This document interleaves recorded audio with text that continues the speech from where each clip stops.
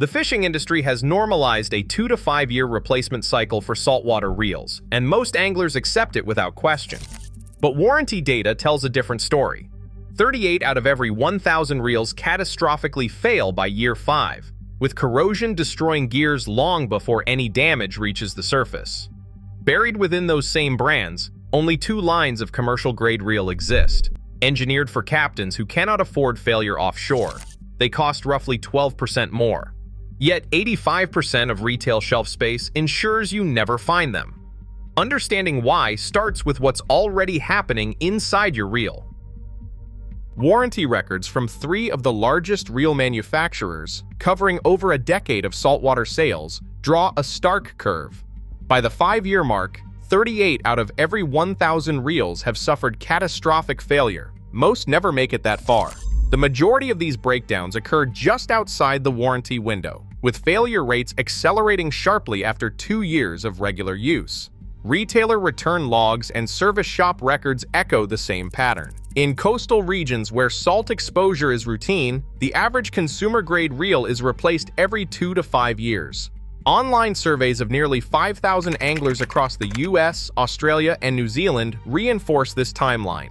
Most report drag problems, rough bearings, or outright seizure within that window, regardless of brand. The numbers hold up across different fishing environments. Offshore anglers, who push their gear harder, see a median lifespan of 4.2 years. Surfcasters, exposed to higher sand and salt loads, average just 2.8 years before a reel needs replacement.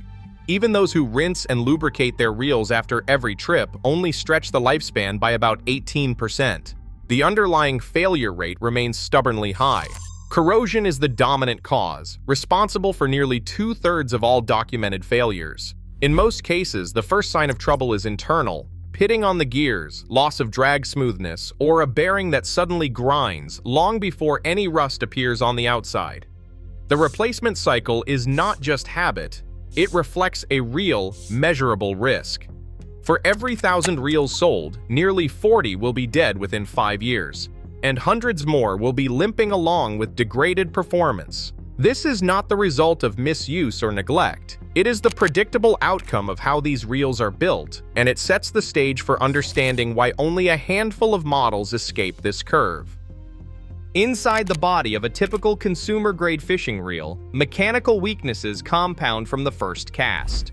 The graphite frame, chosen for its low weight and cost, flexes imperceptibly under heavy line tension. This microflex transfers stress to the gear housing, setting up a chain reaction. Under ASTM B117 salt spray testing, zinc alloy gears, common in entry-level reels, lose up to 30% of their material thickness in just 500 hours. The loss isn't cosmetic, it changes the gear ratio, throws off alignment, and causes the drag system to slip or surge unpredictably. Bearings, often just open steel or polymer bronze sleeves, fare no better. Saltwater and sand infiltrate the races, grinding the surfaces with every turn of the handle. A wet sand tribometer study found that bearing wear rates quadruple in a 3% saltwater and silica mix compared to clean water. The result is a bearing that goes from smooth to gritty, then locks up entirely, sometimes in less than a single season of surf casting. Drag systems, sold as precision-tuned, drift out of calibration as soon as corrosion roughens the contact surfaces. After just 50 hours of saltwater exposure, measured drag output can swing by plus or minus 30%. This drift means a reel that starts out holding steady at 15 pounds of force might suddenly slip at 10, or lock up at 20, costing fish and breaking lines without warning. Each flaw amplifies the next. Flex in the frame accelerates gear wear. Gear debris contaminates bearings. Bearing drag heats up the housing, breaking down lubricants and inviting more water intrusion. The cascade is not random, it's a predictable engineering outcome, confirmed by teardown photos and lab data, and it explains why most reels fail from the inside long before any rust appears on the outside.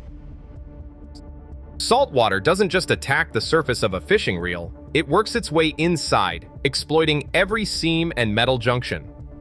The real damage starts where no one can see, at the microscopic level, where electrochemical reactions pit gears and bearings from within. In ASTM B117 salt spray tests, zinc alloy gears, standard in most consumer reels, lose up to 2 millimeters of material with only 100 hours of exposure. That's enough pitting to throw off gear alignment and drag smoothness long before the first hint of rust appears on the outside. The process accelerates when dissimilar metals, zinc gears, stainless shafts, brass bushings, are packed together in a salty, humid environment. The galvanic effect multiplies the corrosion rate by a factor of 3, creating a silent current that eats away at the weakest link. Even a perfectly rinsed reel isn't safe. High humidity in coastal garages or boat lockers keeps a thin film of moisture trapped inside, sustaining the corrosion cell day and night. Maintenance, in theory, can slow the cycle. Manufacturers recommend annual teardown and re-lubrication, but the reality is different. According to a survey of over 1,000 anglers, 68% skip professional service entirely, deterred by the cost and hassle. The average shop charges $85 per reel for a full service, often half the price of a new unit. For many, the math doesn't add up, so they gamble on a few extra trips before failure.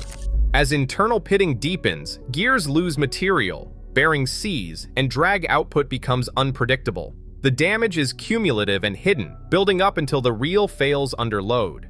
By the time the problem is visible, it's too late to fix. This is the invisible enemy that drives the replacement cycle and exposes the limits of lightweight, low-cost design in the real world. Manufacturers love to tout the feather-light feel of modern reels. A 120-gram graphite-bodied model sits comfortably in the hand, promising fatigue-free casting from dawn to dusk. But the price of shaving off those extra grams is rarely spelled out. In side-by-side engineering tests, a 120-gram graphite frame flexes nearly 3 times as much as a 180-gram full metal body when subjected to the same line load. That flex isn't just a number, it's the root of gear misalignment, premature tooth wear, and erratic drag. Load deflection curves from independent labs show that the stiffer, heavier frame holds its shape under stress, while the lighter composite twists and bows, multiplying the risk of internal damage every time a big fish runs. The weight gap, a mere 60 gram, less than the difference between a chocolate bar and a pack of batteries, translates into a structural stiffness advantage that can mean the difference between a reel that lasts a season and one that endures for years. Marketing copy rarely mentions this trade-off. Instead, the focus stays on comfort and aesthetics, glossing over the fact that a reel's backbone is what determines its lifespan. The numbers are clear. The 180-gram metal-bodied reel resists flex 3 times better, protecting gears and bearings from the invisible stress that destroys lighter frames long before they show any outward sign of failure. 4 engineering pillars separate reels that last a season from those that endure for decades. The first is the body itself. Full metal construction, often using 6061 T6 aluminum, resists flex and fatigue that graphite frames cannot withstand. Under heavy drag, a metal body holds its geometry, preventing misalignment that would otherwise grind down gears and bearings. The difference in stiffness is not academic. A 6061 T6 frame flexes less than a third as much as a graphite composite when loaded, protecting internal components from cumulative stress. The second pillar is the gear train. Gear precision is the hallmark of commercial-grade reels that use CNC machined gears cut from 17 to 4 stainless or marine bronze, with tolerances measured under 10 microns. This level of precision means teeth mesh perfectly and wear evenly, holding their shape after thousands of cycles. In contrast, mass-market reels rely on cast zinc or soft alloys that pit and deform quickly in salt water, changing the gear ratio and causing the drag to surge or slip. Sealed bearings form the third line of defense. Sealed ceramic or double-shielded stainless bearings, fully sealed against water and sand, can run for years without developing the gritty roughness that plagues open designs. A properly sealed bearing system shrugs off salt spray and surf, maintaining smoothness and extending service intervals to 5 years or more. The final pillar is the drag system. Drag consistency comes from marine-grade bronze or carbon fiber drags, often calibrated to hold within plus or minus 5% of their rated pressure, even after hundreds of hours under load. This consistency not only protects line and fish, but also signals that every component in the system is built for the long haul. These four features, metal body, precision-cut gears, sealed bearings, and a stable drag, form the backbone of any reel designed to outlast the replacement cycle. Captain Hernandez logs every trip, every fight, and every service interval in a battered notebook kept on the bridge of his Gulf charter boat. Over 12 years, his Penn commercial reels have recorded more than 15,000 fish brought to the boat, tuna, amberjack, sharks, without a single catastrophic failure or a day lost to seized bearings. Field logs show the same reels enduring 5, 6, even 7 seasons of daily saltwater abuse, with only routine rinsing and an annual drag re-grease. Not once has Hernandez found pitting on the drive gear or a corroded bearing race during teardown, a claim echoed in corrosion test data from independent labs. Under ASTM B117 salt spray testing, Penn's marine-grade aluminum bodies and stainless gear trains show zero measurable pitting after 5,000 hours, while standard consumer reels exhibit visible corrosion and gear loss in a fraction of that time. Guide O'Leary, working the California surf, tracks every failure and every replacement. He recalls a graphite-bodied reel locking up mid-season, the drag seizing after just 40 heavy fights with striped bass and halibut. Switching to a Shimano Hagani heavy-duty model changed his maintenance routine entirely. The cold-forged steel gears and sealed drag system ran smooth after months of sand, spray, and pounding surf. O'Leary's logs record over 3,000 hours on a single reel, with drag calibration drifting less than 5% from factory spec. No bearing grit, no gear slip, no water intrusion, just a quick rinse at day's end and a scheduled service every other year. These are not isolated cases. Across dozens of professional logs, commercial-grade reels consistently outlast their consumer counterparts by a factor of 3 or more. The numbers are clear. Reels built for the demands of charter captains and guides survive where mass-market models fail. The durability is not theoretical. It is measured in thousands of fights, salt cycles, and hours logged on the water, with corrosion tests and field records to back it up. For those who depend on their gear, the difference is not just in the engineering specs, but in the lived reality of seasons that end with reels still running strong. Mitchell has spent years tracking down the reels that never seem to show up on big box shelves. The numbers tell the story. Out of every 100 fishing reels sold in the United States, only about 15 are commercial-grade models, and most of those are routed straight to charter fleets or specialty tackle shops. Walk into a mainstream retailer, and the odds are stacked. 85% of the display is reserved for lighter, less expensive consumer reels. The commercial-grade options are tucked away, if they are present at all. The economics behind this bias are deliberate. Dealer agreements with major brands limit which models can be stocked by volume retailers, favoring fast-moving consumer lines. Specialty dealers, often located near marinas or working waterfronts, get access to the heavy-duty models, but their reach is a fraction of the mass market. The result is a distribution pattern where the most durable reels are effectively hidden from casual anglers, who rarely encounter them unless they know exactly what to ask for. The cost difference is smaller than most expect. A commercial-grade Penn or Shimano typically carries a 12% premium over its consumer sibling, about $420 to $560 at retail, yet the long-term math flips the script. Over a 10-year period, replacing a $300 consumer reel every 3 years adds up to $1,000 or more, not counting service costs. In contrast, a single commercial-grade reel, with routine rinsing and the occasional pro service, often lasts the entire decade. In dealer surveys, anglers who make the switch report a 68% drop in annual equipment spending, even after accounting for the higher upfront price. For most buyers, the real barrier isn't the sticker, it's visibility.